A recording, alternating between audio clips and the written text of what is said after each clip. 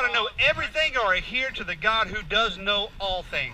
First of all, what's wrong with appealing to absurdity? Not in the whole Bible thing, but in the preaching to a large the open air proclamation audience. Yeah.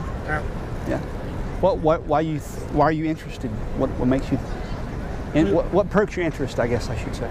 Because I like figuring out how people tick, what makes them capable of coming out to a brickyard like this and not feeling shame or feeling afraid of a large audience. That's fair. I'm an introvert, but I come here because I don't have confidence in who I am, but I have confidence in who God is and the truths that are found in God's Word. That would be the answer if you ask me the why question, why I'm here, is because I have confidence in God's truth. And that truth can change hearts. It can change lives. And the evidence of that is found in the track record of what we do here. There have been people that have come to know Christ. There have been people who are now believers because of the preaching of the gospel. Now you could erase my face and put somebody else here that could speak these same truths, and God would have done the same thing through them. So there's nothing special about the messenger, but there is something very special about the message. Those are good words. Does that make sense? Yeah. That would be another statement that I could share with you, that when people hear this message, either they're curious like you and want to know more about it because they're just curious about it, or either they hate it with the fierceness of an animal. Why? What type of people hate this stuff? I mean, for me, so as an atheist, I've gone through the whole transition between angsty atheists, like, oh, this is all stupid, everything's stupid, you know, and like where you get through the phase where you're like confirming your own beliefs, and you're still, you know, you're quoting the top scientists that mock religious people. Okay. And so I can see the angsty younger people being hateful towards you or that type, but I'm at the point where like I'm pretty solidly formed in my beliefs, so I have no hate towards one way or another. But yeah, what I'm trying to get at is I could see that type or stereotype of new atheists being angry at you, or maybe people who are homosexual feeling offended that, you know, your religion typically doesn't like that kind of thing. I don't know what particular sect you belong to, but you know. I think you're probably making a small categorical error, and I say that just because of how long I have, by God's grace, been doing this. So I have seen elderly people act this way. I've seen young people act this way. I've seen middle-aged people act this way. I have seen 4-year-old children act this way. I have had young 4 or 5-year-old children trying to yank this GoPro off of me going, go to F home, go to F home. What motivates them, or what do they have in common? That's the question that I'm trying to get at. Fair question.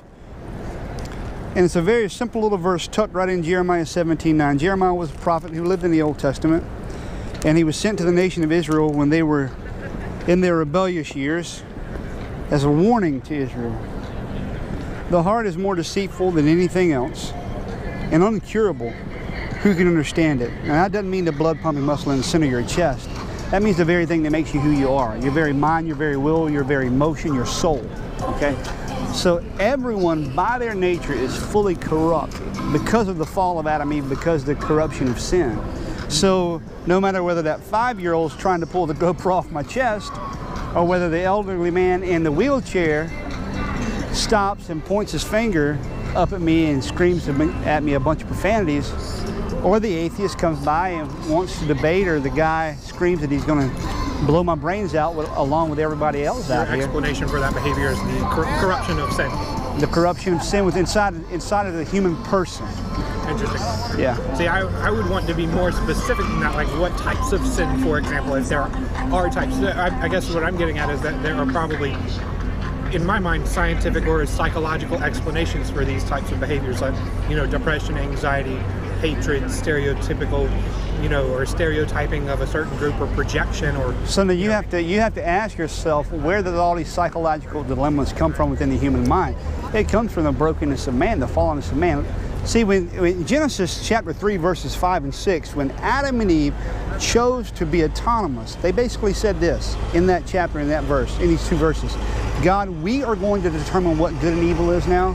Leave us alone. We're going to go our own way. And when that happened, our mother and father, our original ancestors, they corrupted the entire creation. I'm familiar with this scripture. Yeah. This is not, Yeah, I'm not particularly excited by that conversation anyway. I apologize if I'm that's a okay. little bored by it. But, Well, see, with your atheism, I think the interesting discussion that we were having earlier of you were an introvert but confident in the material itself was, well, see, all that's was intriguing to me. yeah, all that stuff is intriguing because that deals with the peripheral issues, not the heart issues that lie within you. Sure, Yeah, according to you and your not according to, religion. not Yeah. according to me, but according to the truth. Yeah. Yeah. See, there's a difference between personal opinion and truth.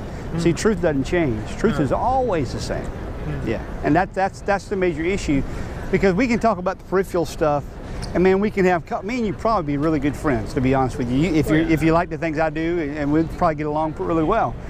But at the end of the day, we've got to really deal with these root issues that make up your worldview, that make up my worldview. I entirely agree with that statement, except for that you believe those issues are sin or immorality, and I believe those issues are psychological and I don't know, behavioral issues. So what we're dealing with there, and I don't want to be trite in what I'm saying because I want to respect you as a person.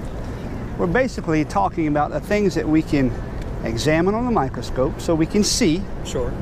You can either taste, now I don't want to taste anybody's brains or anybody's cells, but you know what I mean. So see, taste, touch, feel, or smell. Okay, that's 5 senses. Sure. Things that you can examine, you can look at. Psychology, you can understand how the neurons fire in the brain, and if someone has a head trauma, makes them think differently or act differently. But see, if that's all life is, then there's really no meaning to that. Because we're just synapses. Everything is meaningless. So for example, I'm talking with a homosexual in London, and I finally got him to the point in the conversation to say, well, I'm going to be honest with you, Tommy, everything is meaningless. And his name was Luke, and I said, Luke, I am so glad we got to this point in the conversation. I said, because you believe that, but yet your life betrays your belief. Because you live as if you have meaning. What's your name? Right, James. James, it's an honor to meet you, by the way. Pleasure. James, you may believe that, but yet the way you live betrays your belief. Right, and I struggle with that all of the time. And it's like, well, you can invent some meaning for yourself through a religion, which you would see not as an invention but as a truth, but you can find other ways to give your life meaning that are artificial inventions in sort of a way. You can have your wife and kids, and that can be the meaning of your life, or the meaning of your life can be to improve society in some way. Well, at the end of the day, it's really all just personal preference and subjectivity according to you, or social convention. Right. And all these things, it really has no foundation because, well, I'll give you an example, and then we can kind of springboard off of this. So before I came here, I came to abortion clinic this morning in Raleigh. Oh wow. And I was there sharing, and a guy he came to abort his young baby with his girlfriend. And he ushered her in, and he came back out and began talking to us. And this was his rationality. Now follow me on this. He said, because it is legal for me to kill my baby, and he admitted, he said, it's a baby. Because it's legal for me to kill my baby, this baby is no longer a person. Now, that's strange. I want you to follow that philosophy, and let's get in a time machine and go back to the mid-1800s with Hitler. Right. It was right for him to kill the Jews because there were laws saying that they weren't people. Right. And were his laws. And see, in that worldview, might makes right. And that social convention, don't get me wrong. Sure. But I tell you, that can't be lived out. That cannot give you meaning to life. There has to be something bigger behind it.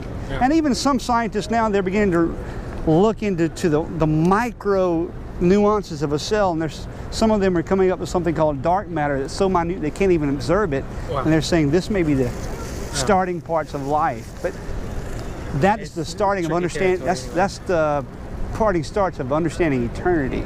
So here, at the end of the day, this is what you got to wrestle with. You got to wrestle with this. You got to wrestle with meaning. You got to wrestle with morality. You got to wrestle with rationality. You got to wrestle with logic. Now, this is the way I look at it. Because God is a moral God, there's morality. Because God is truth, there is truth. Because God is logical, there is logic. Everything stems from Him because He's the creator, we're the creation. And see, this is the issue. that you've sinned. You not only have you sinned, but you've broken these commandments, right? I'm sure a few of them at least. At least. I don't know about the killing or something. Okay, well, yeah, well, I'm going to challenge you on that one. Jesus says in Matthew 5, if you've just been angry, it's like you've murdered. See, Jesus didn't come to abolish the good law. He came to raise the bar to go to show us really how good God was and really how bad we were. But then he died on the cross for you. I wish I had more time here and we could continue talking, but I got a class to get to in like 3 minutes. Well, don't be late. I want to give you a gift. No, Please, I'll take throw it away. take this from me. It's my website. To the trash, man. Contact me. Let's have coffee sometime, okay? All right, maybe. Yeah. I'll be on campus until the end of semester. I'll buy you coffee, okay? Have a good one.